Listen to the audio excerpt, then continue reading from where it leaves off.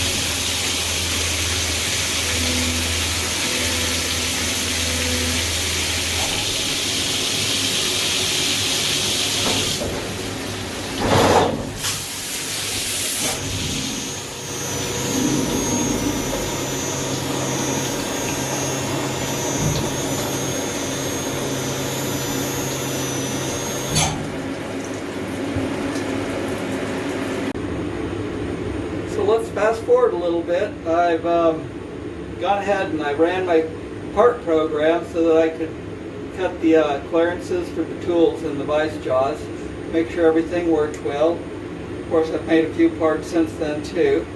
But once you've got your jaws cut and ready to go, I've got the islands to locate my pockets. Luckily, the pockets I wanted to keep really accurate. I machined those within a few tenths on all the parts. Because I only have 2,000 clearance between the pocket and the jaw carrier. So they'll locate really well for the second operation. Just put them on and tighten it up. And I really don't use a torque wrench on these in production yet. Haven't needed to. I just get them nice and snug, and I haven't had a part move yet. The nice thing about aluminum is it's twice the coefficient of friction as steel, so it helps the part stay in place better. So that's all there is to it.